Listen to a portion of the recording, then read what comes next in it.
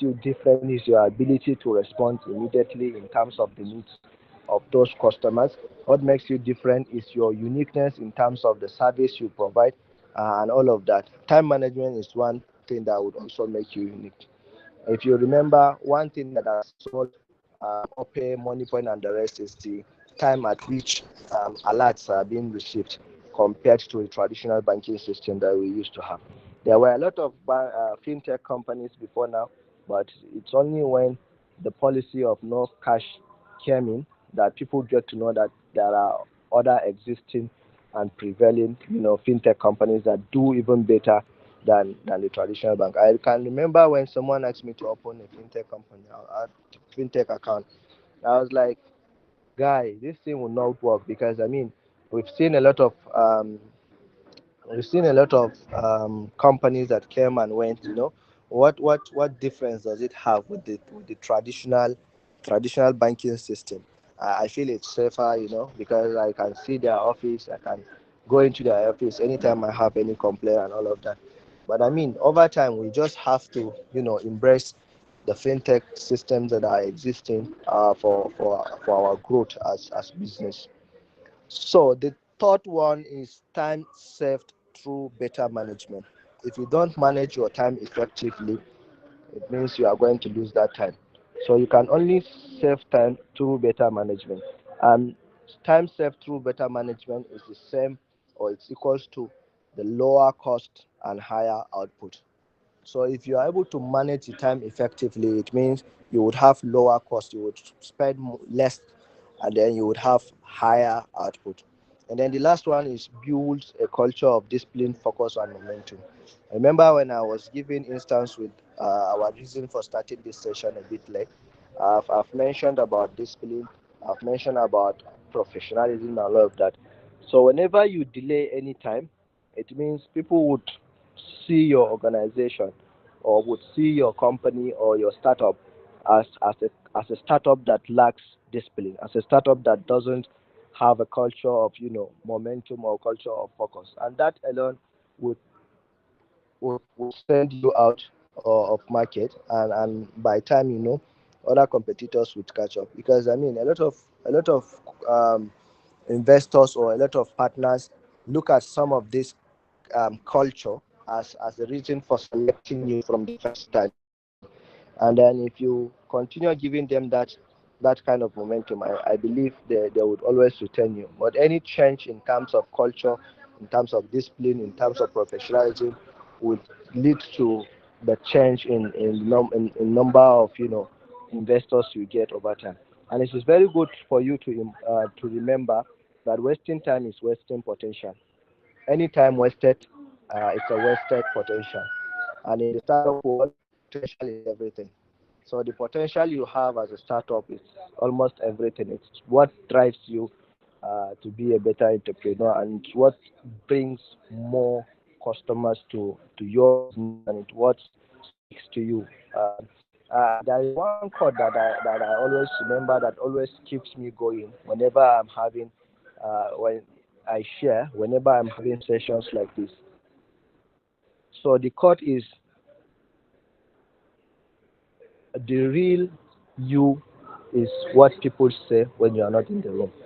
So whatever that people would be saying in your presence, it's not the real you. There might be some sugarcoating and all of that, but whatever that a group of people would say about you when you are not in the room, it's the real you. So that is the potential we are talking about as a startup. Next is about avoiding procrastination, which is taking action when it matters.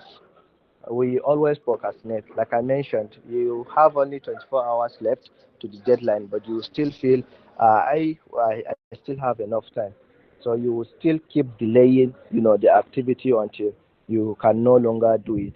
So procrastination is the silent killer of productivity.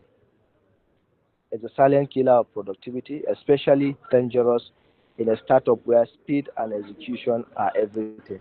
There are startups that has to work with speed and execution. Whatever amount, there are certain activities, there are certain things that if you can do it now, if you can do it now, will generate you say $10,000. But then the delay in times or the delay in doing that would make you lose that same $10,000. So it is very, very important for us to stop procrastinating and do it at the right time. Do things at the right time. Especially dangerous in startup where speed and execution are everything. And then there are common causes of procrastination. One is the fear of failure or imperfection.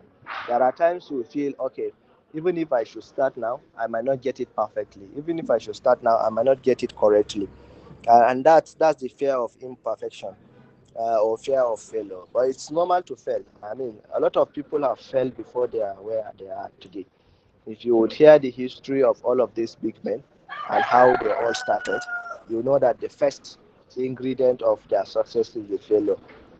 People like Alibaba will tell you their stories by telling you how they felt in the past. People like, you know, Bill Gates and all of that. So if you look at the history of all entrepreneurs, you would see that failure is part of the success. So it's very important that you take action immediately or that you take action when it matters than waiting for the right time, waiting for the system to be best. Like for developers, mostly if you are coming up with a system and then this system is existing somewhere else, maybe people are patronizing that system because it's the only system that is existing. However, you have an idea similar to the system that you want to come up with, but then you feel bringing in systems like this might not be as perfect as the existing system. My brother, just develop that system because I mean, at the end of the day, it's going to be perfect, um, and people would end up patronizing you. And then the second point is overwhelmed from too many tasks.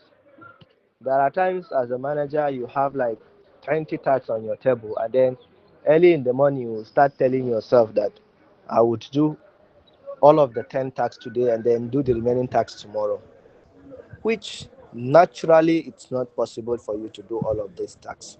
That is why it's important for you to categorize all of your tasks based on importance and based on urgency. And then delegate where necessary, you know, eliminate where necessary, and then schedule where necessary as well, and do the rest that you can be able to do on that very moment. So having that perception, having that mindset alone would help you overcome procrastination. We have poor prioritization or unclear goals. Like I mentioned, it's when you are unable to prioritize which activity. If I would advise, I would say we should go with the first method of prioritization, which would make your goals very clear and all of that. So unclear goal is also one important thing that I think we need to be sure of. Like as a startup as an entrepreneur, you need to have your goals set. You need to have your objectives that would help you achieve that goal. Under each objective, you need to have activities that would guide you towards achieving those objectives. So this is also one important thing that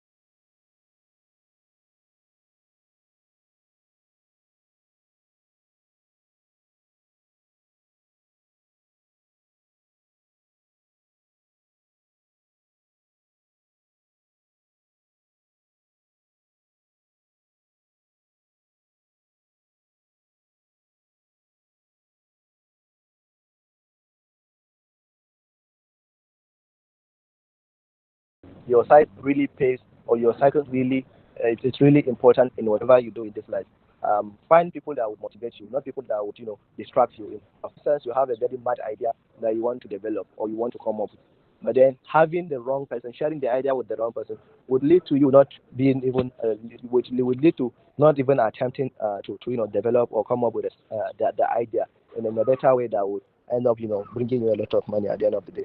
That is why it's important to have people that understand what you do, people that can motivate you, people that would not end up being distractions to whatever you do. Okay, strategies to overcome procrastination. One is to break tasks into smaller, manageable steps. Like I mentioned, that's 10 tasks that you are supposed to do today. You should sit down and break them down into smaller, and manageable steps. It's not realistic for you to do 10 tasks in a day. So how do I now reduce the tax based on priority, and then the priority should come maybe using the ABCD or other methodologies that I've earlier mentioned.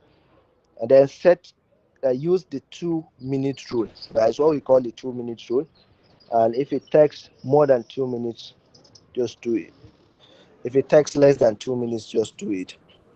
So there are tasks that are smaller that could be done, almost immediately. Maybe in 2 minutes time, you can be able to do those tasks. Prioritize those tasks. It would reduce the list of tasks that you have, and eventually you'll be able to achieve most of the tasks in that day. But then there is another rule that says you should prioritize the most urgent and the most important tasks. And then the third one is to set clear deadlines, even self-imposed. Even if there are no deadlines for all of these activities, you are supposed to set a deadline for yourself. And let's say you manage a team of five, and you are all working on a single project, and the project is expected you are expected to submit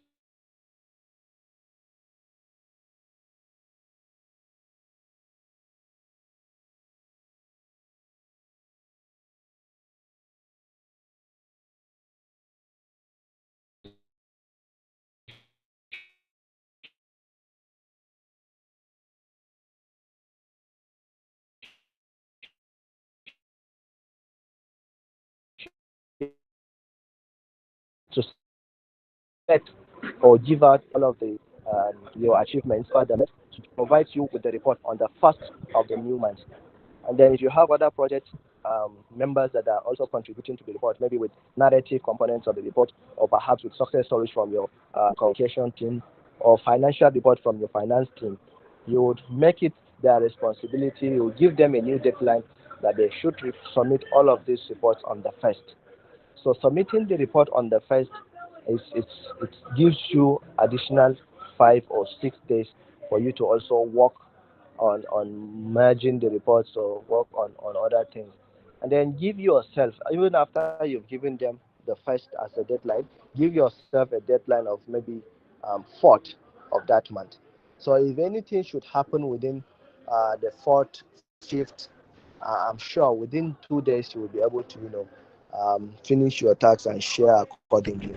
So it is important to impose yourself deadlines even after you have other deadlines for you to work effectively and meet time. It's one strategy that has always worked for me. And then the use of productivity techniques like Pomodoro and time blocking are also important. There are techniques that you can easily use for managing, or for overcoming procrastination. Which one is Pomodoro, and there is one that we call time blocking. They are very effective and could be used by anyone. And then the last one is reward progress to stay motivated. So at all times, you should either reward yourself for all of the achievements you've done to remain motivated, or even within your team members. Say there is one person that has always been sending their reports on time.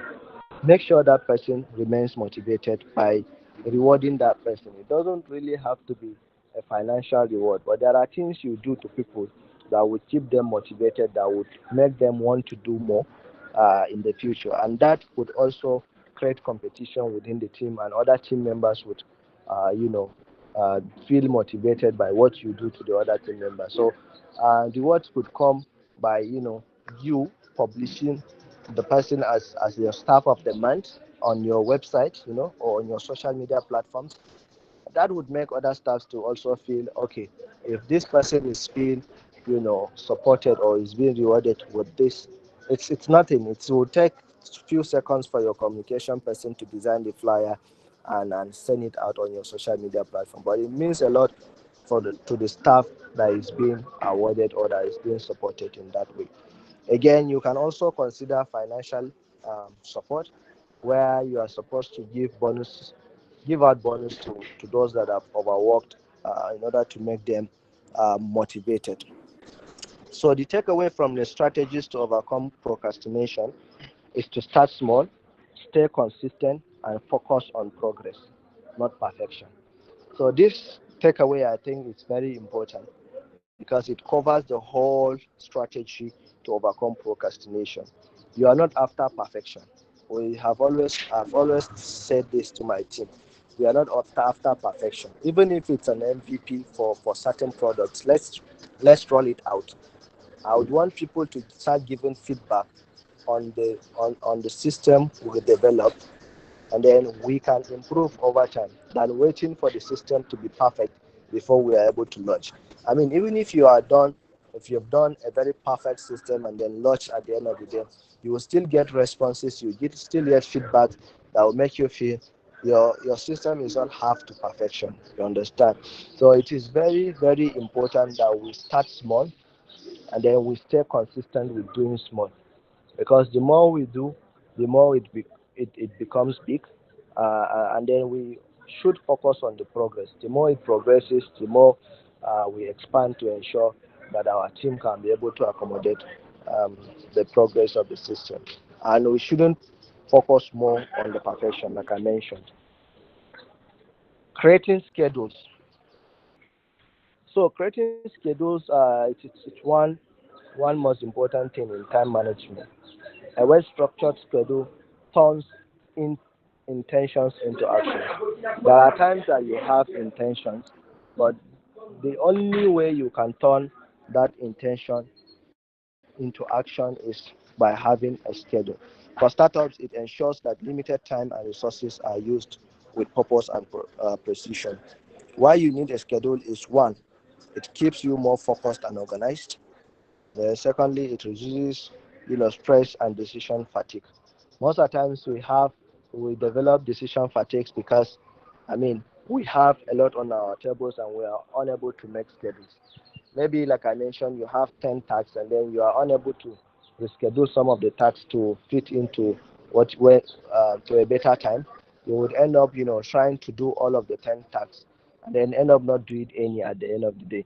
So it is important for us to ensure that we make the right schedule in terms of our activities, in terms of our planning and all of that. It also helps you track progress and meet deadlines. There are ways you can have a schedule. There are ways you can make your schedule that would help you in tracking your progress. At the same time, it will help you in meeting your deadlines.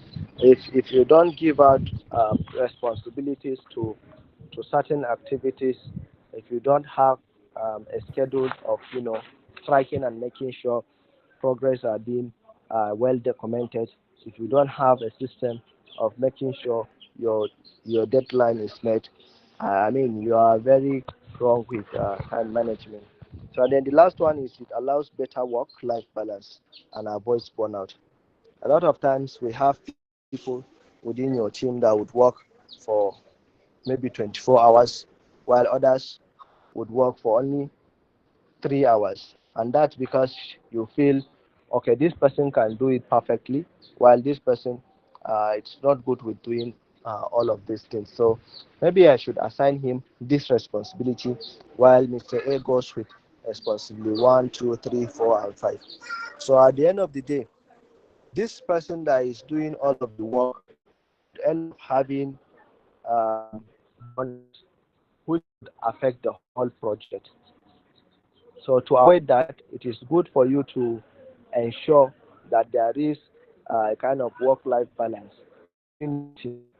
If you feel this person is overstretching, this person is overworking, try to look at the person's tasks and reassign them to other people, so that at the end of the day, that this person will also not develop a burnout. Again, personally, if you feel the activities you are doing uh, are too overwhelming, it is better you delegate than to develop a burnout. There are steps you can build an effective schedule, and one of the steps is to plan your day the night before. Some of us would only plan when they are in the office already. 9 a.m. you are in the office before you start planning. Okay, what do I have? Yeah, I'm supposed to have a meeting. Some of the meetings you've even forgotten. It's only when your system pops up to say, okay, you have a meeting with so person by in the next 15 minutes that you will even remember. So I think it's more organized if you think of of all of your plans the night before. For instance, you have a pile of activities on Monday. You are supposed to have think of all of the activities you have on Monday on Sunday night, so that you would have schedules of all of these things.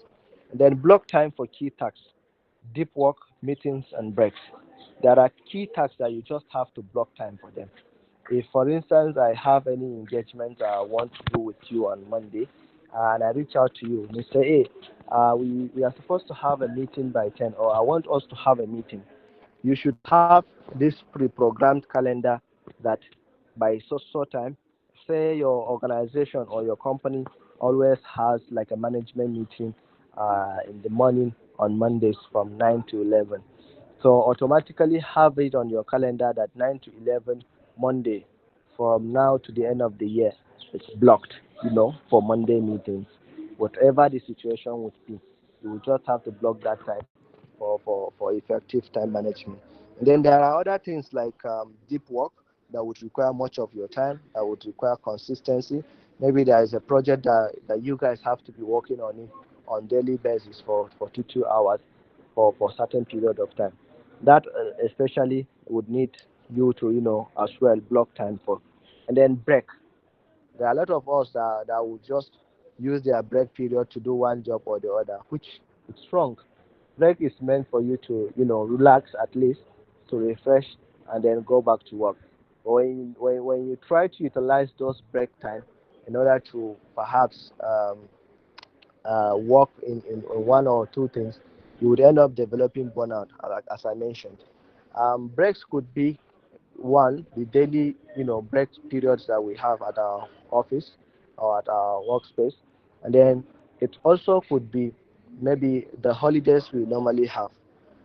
A lot of organizations, a lot of um, companies will schedule virtual meeting. I mean, virtual meeting has really affected our schedules because before now, before COVID, before we got used to using these virtual platforms. I mean, nobody would even start inviting me to come to certain trainings on the weekends. But with this, we just have to do it. We just have to remain productive. We just have to use the time efficiently and effectively. The third point is to use the 80-20 rule to prioritize high value activities. Like I mentioned in the past slide, I think I've mentioned about the 80-20 rule, where you prioritize the most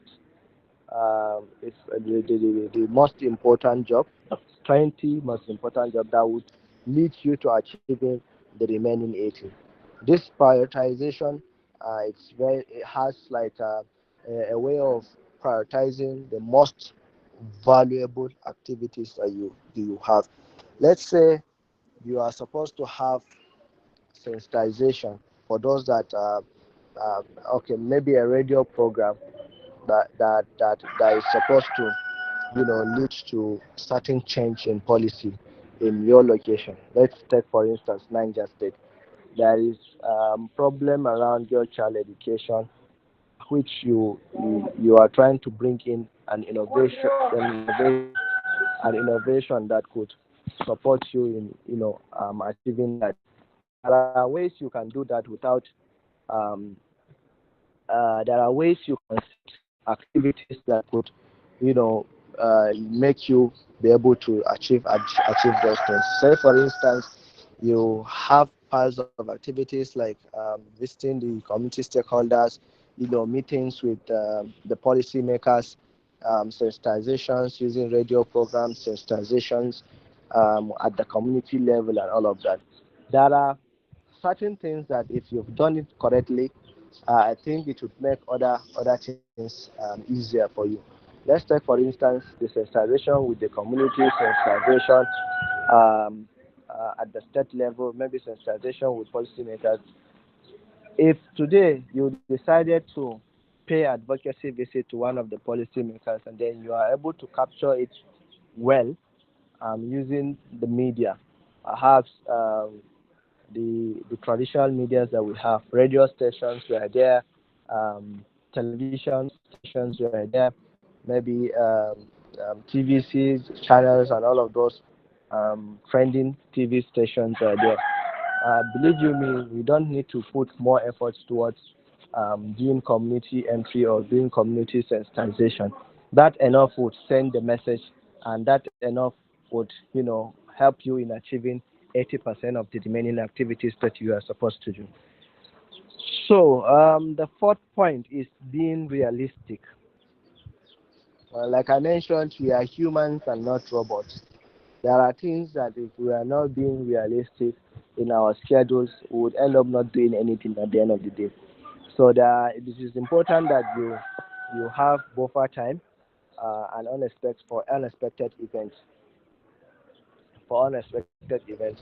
because in the morning you have meeting, for instance, from 10 to 12, and then you have another meeting from 2 to 4.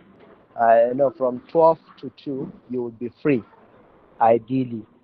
So if any request for meeting should come, it is important not to use that 12 to 2, because I mean anything can happen within that day, within that period, and it's good for you to have like buffer time for you to be able to fit in other engagements, if at all other engagements to come, and then review and adjust your schedule weekly. You should be having like a weekly schedule where you would go through on weekly basis, where you go through your schedules. Say for instance, on Sunday or on Saturday you would sit and then go through what you'll be having next week. One important thing is, while you're doing those schedules, it would help you in making adjustments. It will help you in knowing where you are free. It would help you in having other engagements to fit into your schedules. Tools to help. We have other tools that would really help you in managing or in building an effective schedule. One is the Google Calendar that we all have.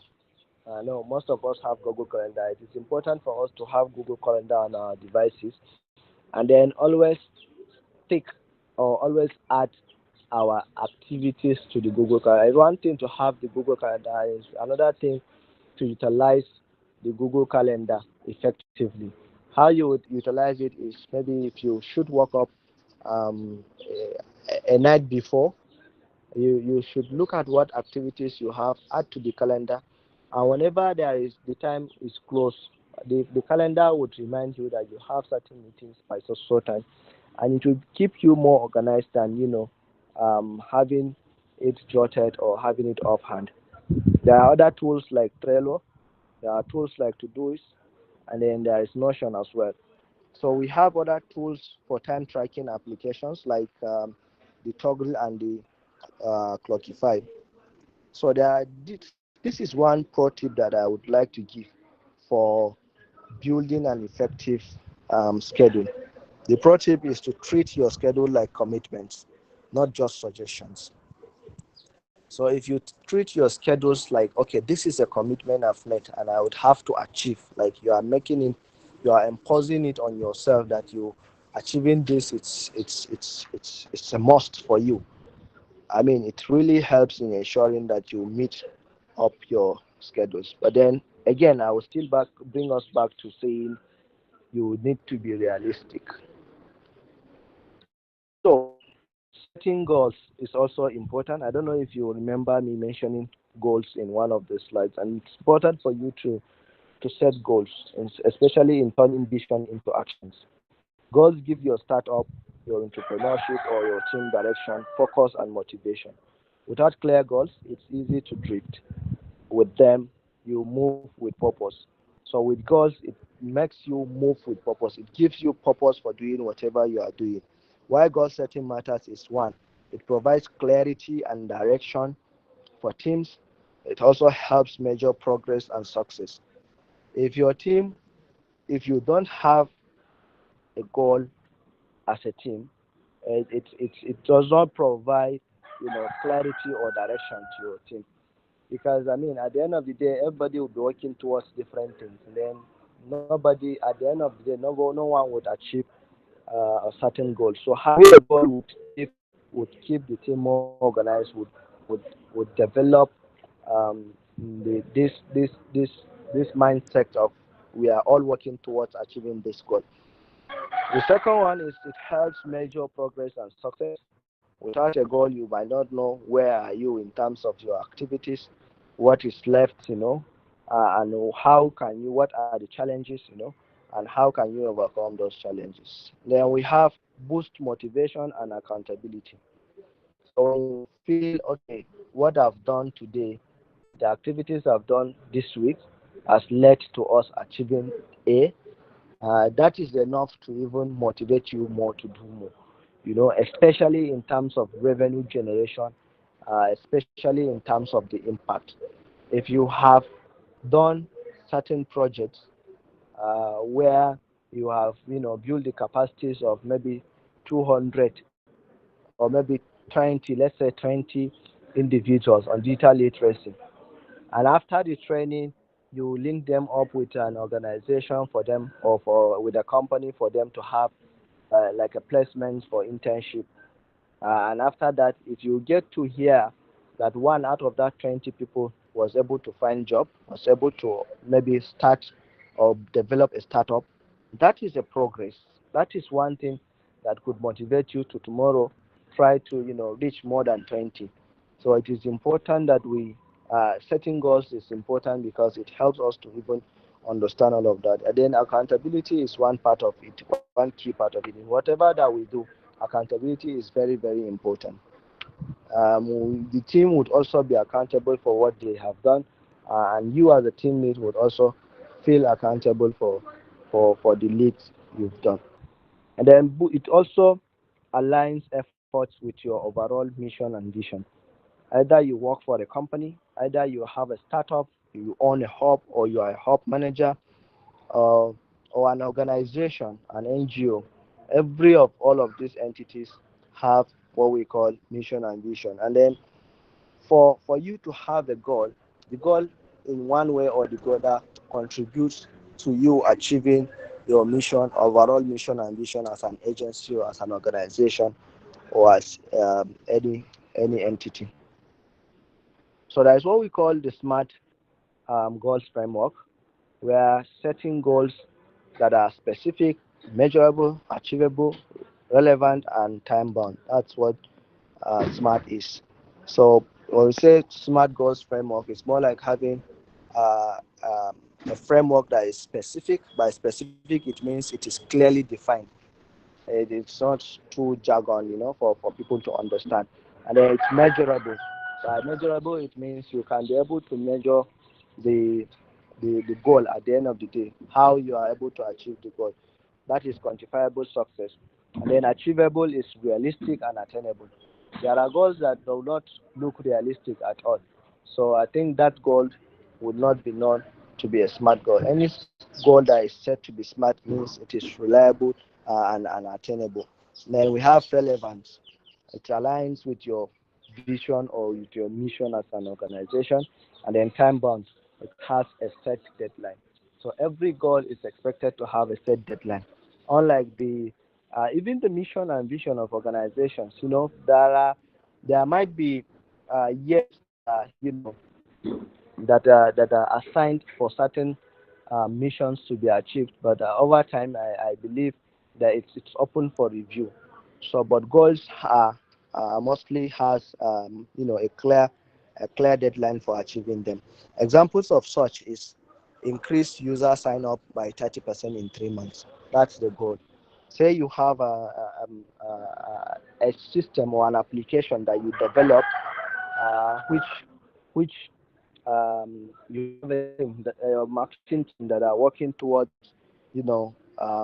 amplifying your activity or amplifying the platform you developed. So one goal you can set for those marketing team or for that marketing team is to have increased user sign up by 30% in 3 months. What that means is you are giving them a task to achieve at least 30% of sign up by new users in 3 months. And then the second one is launch MVP by end of second quarter. So if you have a set of developers that are working towards an idea and then they are on the development stage, you need to give them a goal where you would give a tight deadline. Maybe you can say the team should be able to come up with minimum viable product by the end of second quarter. Another one is the train 100 local women in digital marketing by December. If your organization is your if your hub is like Ciatech that is also, building the capacities of women and young people around digital marketing or around digital literacy and other digital related courses, you can have a goal set for your maybe program team to be able to reach 100 or train 100 local women in digital marketing by December. This is a goal you are giving them to achieve before December. You could even set up a different goal um, around maybe finances, telling them to be able to generate revenue that was maybe $100,000 before December. So these are ways you can be able to set goals. But if you look at all of these goals, they are specific, they are measurable, they are achievable, they are relevant at the same time they are time bound. 3 months, second quarter, and December are the times that are set for this, and then it aligns to the organization or the company's mission, overall mission, and it's also realistic. Looking at to launch MVP, minimum viable products by end of second quarter to that set of developers, I think it should be realistic. And then training 100 from now to December, I think it's also very realistic, and it's measurable because 100 is measurable, but you can be able to quantify the success. If you're able to train them, um, it's just like the 3MTT program we're having by the Ministry of Communications and Digital Economy, where it is set to train about 3 million young Nigerians on certain digital skills. So we have pro tips as well for this session, and the pro tip is break big goals into weeks and monthly milestones to track progress and stay motivated. It is similar to the previous pro tip that I gave. However, this looks at breaking the goal. If this is the goal for you to achieve maybe 100 local women, for you to train 100 local women in digital marketing by December, you look at from now to December. Maybe you can start um, from from May, June, July, August, September, October, November, December. You have 8 months. You now divide the 100 by the 8 months you have, and then you can decide not to add December. You would divide by 7 months, and then look at what you can be able to achieve within the first 2 months. If you are able to achieve more than what you have set for your monthly, you can be able to make adjustments towards making sure that you achieve before December. So I think we are coming to the end of this session. However, we have conclusion. For conclusion, um, in the past phase world of startups, time is your greatest asset. Yes, we might see the resources we have as an asset, but I think most important asset we have is the time at which we apply for that opportunity, the time at which we avail ourselves for that meeting, the time at which we ensure we completed that product, or even ensure we meet up our customer satisfaction. I think it's more important and it's the greatest asset everybody could have. Let me tell you, as a hub manager or as maybe CEO of any company, I think one culture you should not take it lightly is lack of time management, because it could cost you a lot. At the same time, it could make you gain a lot. So one thing I do around time management is, I've been part of a recruitment team that has hired more than 100 in my previous place of work. And one thing I've always paid attention to is time management. At times, I know how our CVs could be. People would put on their CV that I'm very good at time management, I'm effective, and so, all those big grammars. But that is not enough. You should start while the people are on their probation. Try to give them tasks that might not even be realistic, and see if these people would attempt to do or would come back to say this task is not realistic. No, this is how you will be able to know the capacity of who you are hiring, and ensure that they are very good at time management. Because without managing time management, your organization is set to fail. So, managing it wisely through goal setting, prioritization, and scheduling isn't just good practice. It is a competitive advantage. If your organization or your company is able to, um, have like a goal setting, prioritization, and scheduling, it would keep you ahead of other competitors, and it is a competitive advantage that you would have on other competitors. So it is very, very important that we don't take this lightly. Managers across our organizations, managers across our companies should ensure that we train our staffs on time management. I feel one thing we don't invest in is the capacity of our staffs. At times you would get a staff that has 5 years experience, but then we feel, okay, in his past place of work, perhaps he has been trained on time management, so there won't be need for me to, add time management to his onboarding. At times, you don't even get onboarded.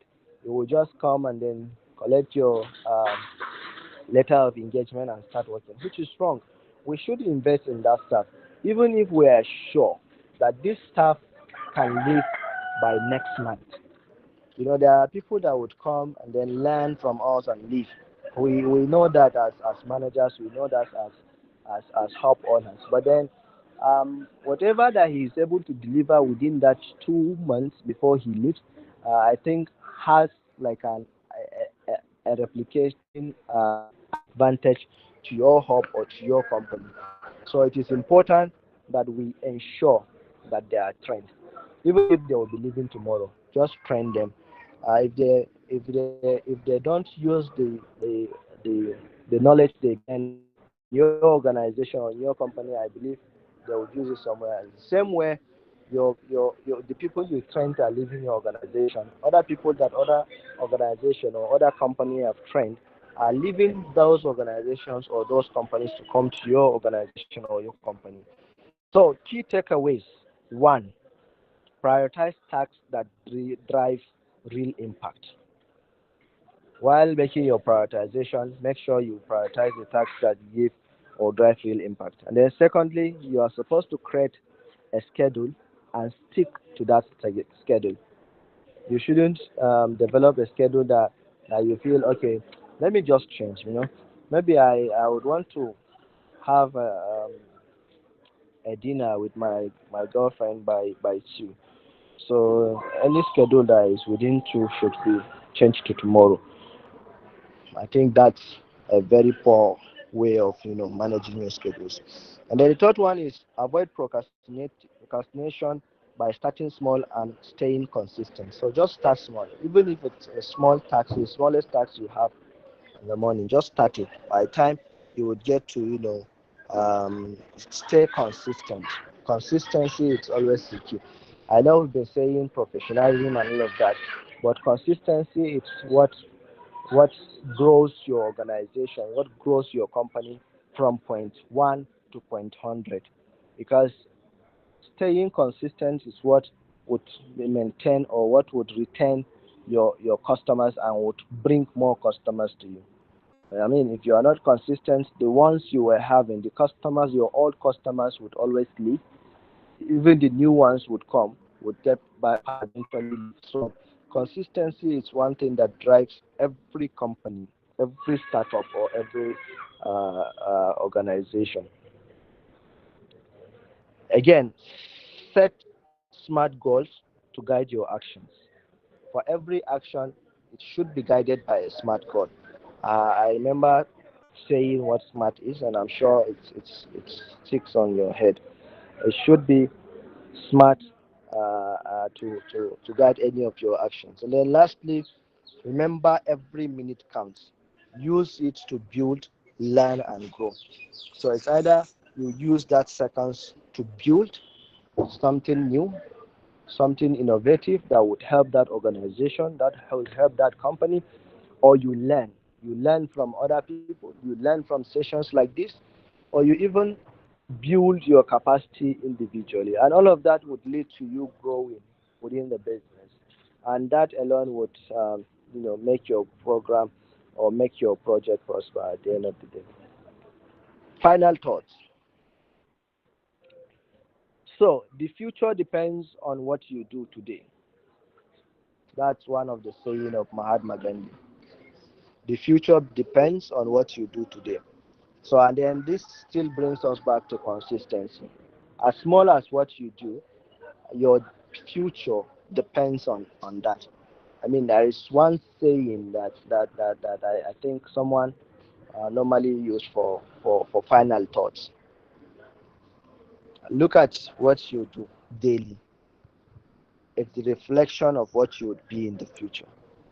So I think it's similar to this. Whatever you do every day, if you have a culture of doing this daily, it means it would be your reflection in the future. So as a startup, as an entrepreneur, as a team lead, you should be scheduling, having a schedule daily, which would result to having an organized company, an organized organization at the end of the day. Then lastly, start managing your time like your business depends on it. I mean, it definitely depends on it. So the way and manner you manage your time will tell how your business would be in the future. So you just need to start managing your time like your business depends on it. The same way I wrapped up this training by managing the 2 hours I have and being able to finish in just 1 hour 22 minutes. Thank you all for listening and thank you for your time. I'm open for questions now and thank you and over.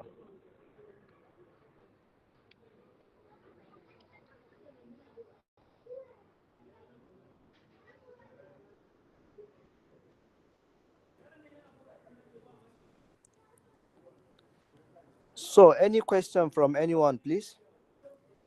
You can now raise up your hand and I would be able to respond to all of your questions.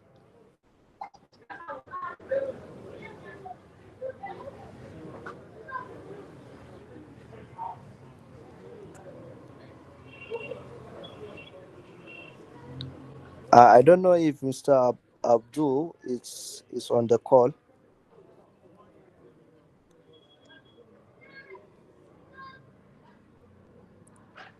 Anyone from Cyber Devs?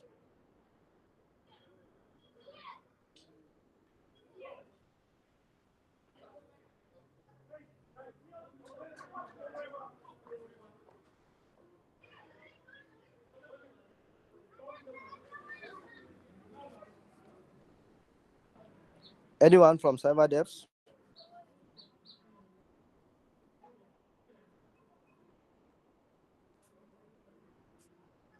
So I think okay, this brings us to the end of this session. Thank you all for your time. Thank you all for listening. I will be sharing um, the slides with Cyber Devs so that they can share with all of you at the end of the day. And again, I will be dropping my email in case anyone has any question to ask. And I really appreciate your time for being here. Khadija, Barakat, Princess, Zainab, Mariam, Ayumi, Arafat, Motunwari, Motun Rayo. Sorry if I spelled your name, if I mentioned your name wrongly. Mahmoud, Elizabeth, Aisha, Zainab, Mohammed, Hafsat, Esther, Habib, Moreni Keji, Opula, Sabitu, Mariam, Ezemoka, Omokaye, Tauzi, Musa, Adewale, and Admin. Yeah, thank you all for your time. And I would be dropping my email on the chat in case anybody would want to ask any question. Thank Thank you you, and sir. do enjoy the rest of your day. Thank you, sir. And you too, sir. Thank you, sir.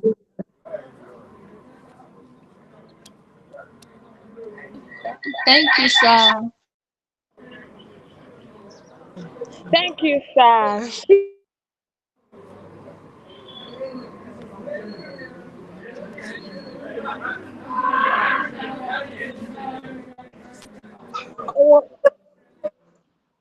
How do you people